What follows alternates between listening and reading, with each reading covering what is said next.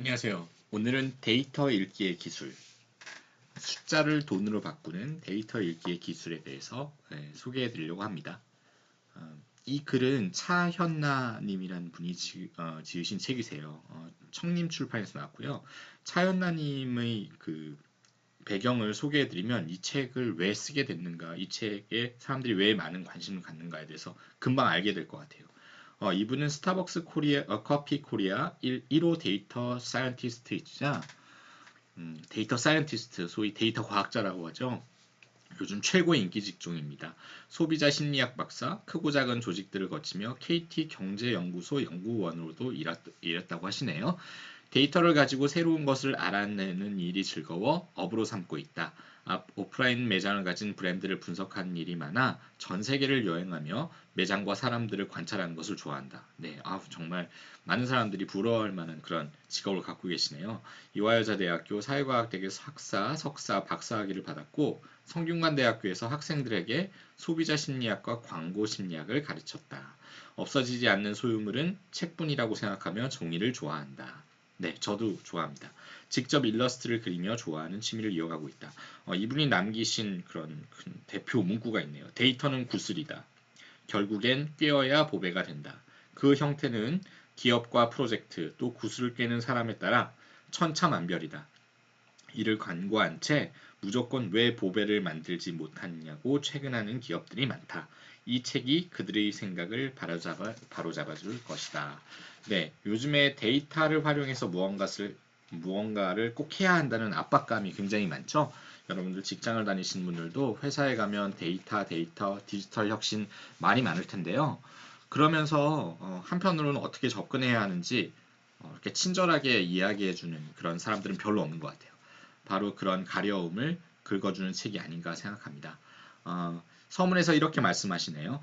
빅데이터, 머신러닝, 딥러닝, 데이터 마이닝 새로운 기술의 등장으로 데이터 자체가 목적이 된 듯 생각하는 기업이 많다. 데이터는 목적이 아니다. 데이터 자체는 수단일 뿐이며 데이터는 목적을 가질 때 빛난다. 네, 그러면 데이터가 수단이라면 그 목적은 무엇일까? 크게 세 가지를 말씀하고 계세요. 첫 번째는 데이터의 목적은 돈을 버는 것이다. 네, 뭐 당연한 얘기죠. 그래? 그럼 돈을 벌 수 있는 데이터를 가져와. 이러한 표현은 마치 사람은 착하게 살아야 한다와 같이 구체적이지도 않고 선명하게 와닿지도 않는다. 우리가 정말 기업에서 맞닥뜨리는 그런 막연함을 대변한 이야기 같아요. 두 번째는 데이터의 목적은 소비자가 언제 돈을 쓰는지 아는 것이다. 그래? 그럼 소비자가 돈을 쓰게 만드는 데이터를 가져와. 아까보다 조금 낮지만 구체적이지 않은 요청이다. 심지어 소비자를 돈벌이의 수단으로만 생각하는 것이다. 하지만 조금 더 진보한 것 같아요. 소비자가 지갑을 열게 하는 것인데 어떤 이유에서 어떤 맥락에서 열게 하는지 그것을 알아내는 것이 바로 데이터의 목적이다. 네, 되게 중요한 얘기 같고요. 세 번째는 데이터의 목적은 소비자를 이해하는 것이다. 소비자를 이해하기 위해서는 다양한 각도에서 노력을 기울여야 한다. 하나의 데이터 변수, 하나의 결과만으로 소비자의 모든 것을 이해했다고 생각하는 것은 큰 오산이다. 그러면서 이분은 코끼리의 어떤 일부분, 꼬리, 코 이런 부분만 우리가 더듬는 그런 오리를 범해서는 안 된다라고 하는 그런 말씀을 하고 계세요. 책 중간중간에 본인이 직접 그리신 일러스트가 되게 좀 앙증맞기도 하고 전달력도 있고 좀 신선하게 다가온 책인 것 같습니다. 그러나 소비자가 원하는 것이 무엇인지 진심으로 궁금해하고 소비자의 필요를 채워줄 노력을 한다면 소비자가 그 기업을 알아볼 확률이 높아진다. 자꾸 데이터를 통해서 소비자를 전체적으로 이해하려고 자꾸 노력하다 보면 거꾸로 소비자가 자신에 대해서 그 기업에 거꾸로 자신의 정보를 알려줄 수도 있다는 이야기네요. 네, 참 일리 있는 이야기인 것 같습니다. 자꾸 노력하려고 하고 진정성 있게 당신을 이해하고 싶어요라고 접근을 하면 소비자는 전체는 아니지만 자기의 필요한 정보, 중요한 정보들을 스스로 내놓을 수 있다. 그러한 이야기네요. 소비자를 이해하려면 공급자 마인드에서 벗어나라. 너무 귀가 따갑게 듣는 얘기죠. 하지만 너무 옳은 얘기 같습니다. 공급자 마인드는 소비자가 아니라 기업 입장에서 생각하는 것이다. 기업의 시각으로 제품을 바라보니 소비자가 이 제품을 왜 좋아하고 싫어하는지 이해할 수 없는 것이다. 이러한 공급자 마인드에서 탈피해야 데이터에서 차별점을 찾아낼 수 있다. 데이터의 목적은 소비자를 진심으로 이해하고 그들의 필요를 채워줄 단서를 찾는 것이다. 네, 그 데이터 과학자답게 굉장히 아주 키워드를 많이 날리시는 것 같아요. 그들의 필요를 채워줄 단서를 찾는 것이다. 우리가 자꾸 단서들을 조각조각 모아서 전체적으로 그림을 그려봐야 우리가 쫓는 목적이 무엇인지 그 답을 찾을 수 있잖아요. 그 데이터를 훌륭한 단서라고 말씀하시는 것 같아요. 이 책의 목차는 크게 이 책은 전부 다 내용이 3부로 구성되어 있는데요. 제1부에서는 데이터가 알려주는 소비자의 마음 10가지, 2부에서는 데이터 앞에서 해야 할 질문 10가지, 분석가들이 해야 될 질문 10가지, 3부에서는 데이터를 어떻게 활용할 것인가, 기업에서 실제 프로젝트를 진행을 할 때 어떻게 접근해야 하는가, 실용적인 팁에 대해서 그렇게 설명을 하고 있습니다. 이 목차의 주요한 부분을 조금 더 살펴볼게요. 제1부가 데이터가 알려준 소비자의 마음 10가지인데요. 목차가 이렇게 돼 있어요. 첫 번째, 소비자의 마음은 무엇이 알려주나? 매출 데이터가 알려준다. 두 번째, 소비자의 마음은 어디에 있을까? 영수증 한 장에 들어있다. 네, 스타벅스에서 근무하셨잖아요. 스타벅스 영수증을 떠올려 보시면 거기에 무엇을 샀는지, 어떤 프로모션을 받아들였는지, 네, 언제 샀는지, 어느 매장에 샀는지 이러한 부분들이 많이 들어가 있잖아요. 여기에 이제 많은 단서들이 들어 있다라고 하는 거죠. 세 번째는 소비자의 마음은 날씨에 따라 달라진다. 소비자가 자신의 의사결정을 변경하게 되는 혹은 같은 소비자라도 달리 움직이게 되는, 행동하게 되는 그 맥락이 무엇일까? 그 원인이 무엇일까라는 거에 대한 답을 날씨라고 얘기하고 있는데요.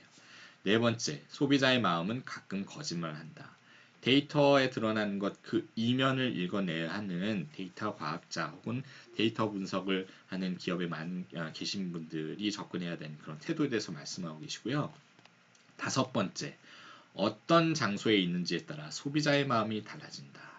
우리는 사실 하나의 소비자를 상대하고 있지만 그 소비자가 나타내는 다양한 행동들을 또 다면적으로 이해하는 그런 임무를 가지고 있죠. 여기는 장소에 대한 이야기를 하고 있고요. 여섯 번째, 소비자의 마음은 또 무엇에 따라서 바뀌는가? 시간에 따라 바뀐다. 아까 날씨가 있었고, 장소가 있었고, 시간이 있었고, 그리고 일곱 번째, 소비자의 마음은 성별이나 나이로 구분할 수 없다. 이 내용은 너무 피상적으로 우리가 별 진정성 없이 흔히 구분하는 소비자 구분법들이 있어요. 나이는 뭘까? 성별은 뭘까? 네, 물론 중요한 정보이긴 하지만 그것을 통해서 무엇을 만들어낼 수 있는지, 무엇을 더 읽어내고 차별적인 분석을 할 수 있는지에 대한 고민이 딱히 없이 흔히 하는 구분이라고 볼 수 있어요. 여덟 번째, 소비자의 마음은 요소를 나누어 보면 알 수 있다. 네, 소비자는 한 사람의 소비자라도 매우 다면적인 성격을 갖고 있어서 의미 있는 단위로 쪼개서 그 마음을 이해하려고 해야 된다는 그런 내용입니다. 아홉 번째는 소비자의 마음은 반응 속도를 보면 알 수 있다. 네, 얼마나 빨리 반응하느냐, 그리고 얼마나 지체되어 반응하느냐. 빨리 반응할수록 좋은 거겠죠. 지체될수록 그 사이에 장애물들이 많다라는 것이죠. 해야 될 숙제를 많이 알려준다는 이야기입니다. 열 번째, 소비자의 마음은 모바일이 알고 있다. 네, 시시각각 때에 따라서 맥락에 따라서 달리 행동하는 소비자의 어떤 니즈, 소비자의 마음, 그런 것들을 모바일 최적화되게 이해해야 된다는 그런 이야기입니다. 제2부에서는 데이터 앞에서 해야 할 질문 10가지인데요. 이 부분도 굉장히 중요한 것 같아요. 첫 번째, 몇 가지만 소개해 드릴게요. 우리 회사가 돈을 버는 핵심 제품 서비스는 무엇일까? 우리 회사의 데이터 역량은 어느 정도일까? 우리 회사 사람들은 모두 데이터의 필요성을 모두 느끼고 있을까? 네 번째, 데이터가 모든 걸 해결해 줄까? 다섯 번째, 듣도 보도 못한 것을 기대하는가? 네. 그동안에 시도도 해보지 않았고 노력도 해보지 않았던 답을 갑자기 데이터가 알려주리라고 생각하는 것도 잘못되어 있다는 거죠. 여섯 번째, 내가 이해하는 만큼만 인정하려 하는가? 일곱 번째, 목적을 명확하게 세웠는가? 여덟 번째, 매출 데이터만 중요할까? 아니다라는 거죠. 아홉 번째, 많기만 하면 빅데이터일까? 네, 정말 많은 사람들이 맞닥뜨린 질문이죠. 답을 줄 수 있는 데이터여야지 빅데이터로서의 가치가 있겠죠. 열 번째, 시간 투자 없이 결과만 원하는가? 네, 조급하게 많은 것을 바라는 경영자분들한테 한번 울림이 있는 그런 질문 아닐까 생각합니다. 네, 그 몇 가지 내용들을 좀 더 살펴보겠습니다. 의미 있을 만한 그런 내용들 제가 또 굉장히 이 내용 참 좋다라고 했던 부분들 좀 소개를 해드릴게요. 이런 내용이 나옵니다. 책의 120페이지 보면 제품의 속성을 정밀하게 쪼갠 데이터를 고객 데이터와 연결해 연간 지불 금액 등과 연계 분석하면 풍성한 분석이 가능하다. 단순한 인구 통계학적 분석이 아닌 제품과 디자인 취향을 중심으로 분석할 수 있게 되는 것이다. 네, 우리가 데이터 분석의 목적이 여러 가지가 있는데 사실 기본적으로는 내가 팔 물건의 속성을 정확하게 정밀하게 이해하는 것이 굉장히 중요합니다. 왜냐? 그 반대편으로 고객을 별 주제의식 없이 여러 개로 쪼개서 이해하는 건 굉장히 어려워요. 또한 목적성으로 보면 제품을 많이 팔아야겠죠. 그리고 더 좋은 제품을 팔아야겠죠. 그렇다면 하나의 제품이라도 그 안에 들어간 속성들을 잘 쪼개서 분석을 해 놓으면 고객들의 매출 데이터와 연결했을 때, 이 고객들이 우리 제품의 어떤 면을 주로 좋아하는구나 라는 것들을 분석하면 그 속성을 더 개선하거나 비슷한 속성의 제품들을 또 다른 고객들한테 추천할 수 있는 힘이 생기는 겁니다. 내가 팔 것을 열심히 분석하는 것, 고객을 이해하는 것만큼이나 굉장히 필요한 기초 작업이다 라는 부분들에서 울림이 있는 그런 이야기라고 생각을 합니다. 또 하나는 고객의 반응 속도라는 부분이에요. 만약 의도했던 기간 혹은 의도했던 반응 속도에 고객 반응이 미치지 못했다면 그 장애물이 무엇인지 곱씹어봐야 한다. 너무 긴 가입 절차, 너무 복잡한 단계 수 때문일 수 있다. 의외로 결제를 위한 아이콘이 잘 안 보여서 그럴 수도 있다. 소비자가 혜택에 대한 정보를 잘 몰라서 그럴 수 있다. 네, 고객의 반응 시간, 속도라는 것은 정말 내가 하는 사업에 대해서 굉장히 많은 것들을 들여다볼 수 있는 기회를 줍니다. 그래서 결국 내가 원하는 반응 속도를 미리 설정하고 그렇지 못했을 때 무엇이 과연 그런 것들을 지연시키고 있는가에 대해서 진지하게 분석할 수 있는 기회, 되돌아볼 수 있는 기회를 준다라고 하는 것입니다. 네. 그리고 오프라인 기업에서 흔히 데이터 분석을 할 때, 처음 할 때 맞닥뜨리는 그런 문제에 대해서 말씀을 하고 있는데요. 오프라인 기업에서는 데이터 모델링의 완벽함보다 거기서 얻는 논리와 인사이트가 훨씬 더 활용 가치가 있고 회사 내에서 높이 평가받는 경우가 많다. 원하는 종류의 데이터를 도저히 구할 수 없을 땐 논리적인 추정이 필요할 때도 있다. 경험에 비추어 말하자면 단체 고객을 산정하는 것과 같은 문제가 그랬다. 네, 많은 오프라인 기반의 기업들이 데이터에 기반한 분석 혹은 데이터 분석을 통해서 혁신을 시도를 할 때 맞닥뜨리는 문제는 데이터의 부족입니다. 또한 뭔가 데이터로부터 뭔가 훌륭한 것을 예측을 해서 완벽하게 자동화를 시도를 하려고 하는데 사실 데이터를 쌓아본 경험이 많지 않고 그것을 모니터링 해본 경험도 많지 않다 보니까 데이터 모델링의 완벽함을 지나치게 추구하다 좌절해 버리는 경우가 많아요. 하지만 이 차연나 작가께서는 오랜 경험을 통해서 모델링의 완벽함을 추구하기보다는 거기서 얻은 논리와 인사이트가 훨씬 더 활용 가치가 있다라고 하는 자세, 태도를 갖는 것이 중요하다고 이야기를 합니다. 무엇이든지 한꺼번에 될 수는 없는 것이니까요. 네. 또 작가가 했던 여러 가지 어떤 분석이라든가 이런 부분들에서 또 도움이 되는 실무적으로 도움이 되는 이야기를 전달해 드리려고요. 170페이지에 보면 분석만을 위한 서버를 따로 갖추어야 할 때도 있다. 개인정보 이슈를 벗어날 수 있도록 따로 서버를 만들어야 편리하다. 개인정보가 담기지 않은 순수한 분석 용도의 데이터만 담는 것이다. 그러면 분석이 훨씬 더 수월해진다. 이게 굉장히 좀 민감하면서도 의미 있는 그런 이야기입니다. 개인정보가 너무 많이 담겨 있는 것들을 갖고 사내에서 필요한 분석을 하다 보면 너무 무거워지기도 하고 비용도 많이 들고 또 보안 이슈까지 생기는 그런 경우가 많습니다. 그렇기 때문에 개인정보를 잘 저장해 두는 것도 있지만 분석을 위한 별도의 툴이나 서버를 만드는 것 그런 것들이 더 중요할 수 있다는 이야기고요. 그리고 또 하나는 BI, 비즈니스 인텔리전스 도구에 대해서 얘기하는데 BI는 도구일 뿐 결과가 될 수 없다. 기존의 데이터를 충분히 활용하지 않던 기업을 속이기 쉬운 방법 중 하나가 바로 BI다. BI는 말하자면 디자이너에게 일러스트 툴 중 하나를 사주는 것과 비슷하다. 웹에서 공유될 수 있다는 점 외에 엑셀보다 나은 점을 찾기 어렵다. 새로운 비즈니스 인텔리전스 시각화 분석 도구를 도입하는 것은 가시적인 효과가 크다. 하지만 그것보다 더 중요한 것은 그 작가는 결국 데이터의 구조를 정확하게 파악하고 데이터의 목적을 명확하게 가지고 있는 사람만이 그 툴을 제대로 쓸 수 있다. 그러나 안타깝게도 그런 사람이 별로 없다. 데이터의 구조를 파악한다는 것 자체가 빅데이터를 어느 정도 접해보았으며 로그 데이터를 이해하고 있는 전문 인력일 가능성이 높기 때문이다 라고 이야기를 합니다. 네, 데이터에 관련해서 또 하는 이야기는 뭐냐면요. 좋은 구슬을 많이 가진 회사가 좋은 회사이다 라는 거죠. 좋은 데이터들 많이 가져죠. 근데 데이터 분석가가 일을 하려면 데이터가 있어야 한다.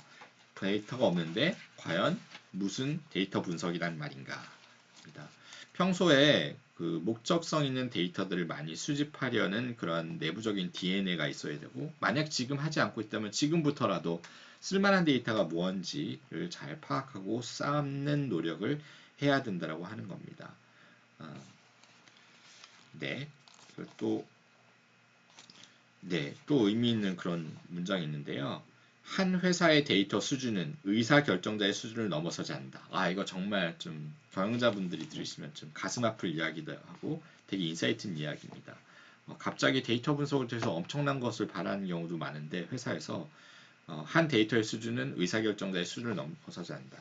평소부터 알고 싶어하는 어떤 문제의 답의 깊이가 깊지 않으면 데이터도 쌓지 않았을 거고 당연히 의사결정 수준도 거기에 머물렀고 데이터 수준도 다 머물렀을 거라는 겁니다. 이게 의사결정 수준이 높지 않은데 데이터만 더 수준 높게 쌓아가고 있는 그런 기업은 잘 없다라는 그런 이야기를 하고 있습니다. 네. 또 하나는 데이터의 연결성이란 부분을 강조를 하세요. 연결 가능한 데이터가 굉장히 가치 있는 데이터이다라는 그런 메시지를 전달하는데요. 단순한 문항 하나를 많은 사람을 대상으로 질문했다고 해서 빅데이터로 변신한 것이 아니다. 그것은 그냥 많은 사람들을 대상으로 한 설문조사를 단순 집계한 결과일 뿐이다. 그 조사 결과를 다른 데이터와 연결하고 분석해서 데이터의 목적인 소비자 이해에 도달했을 때 비로소 수많은 데이터를 모은 의미가 더욱 빛나게 되는 것이다. 즉 빅데이터라는 것은 단순한 피상적인 데이터를 많이 모아는 것이 아니라 연결하고 심도 깊은 분석을 해낼 수 있는 그런 데이터 체계를 만드는 것, 끊임없이 데이터 간의 연결성을 통해 가지고 더 좋은 인사이트를 얻으려는 그런 활동 전체를 이야기한다 라는 것입니다.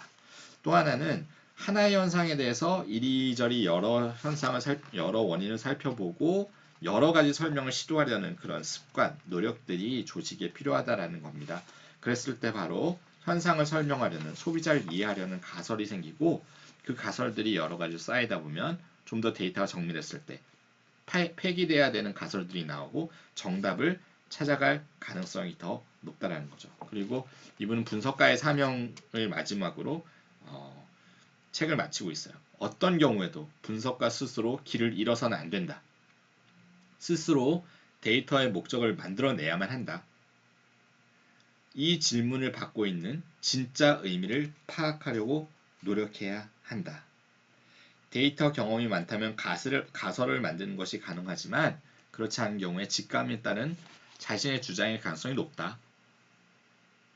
라는 겁니다. 즉 가설을 여러 가지 만드는 것도 연습이고 습관이고 바로 실력이다. 라는 겁니다. 네, 오늘은 데이터 읽기의 기술, 숫자를 돈으로 바꾸는 데이터 읽기의 기술에 대해서 알아봤습니다. 감사합니다.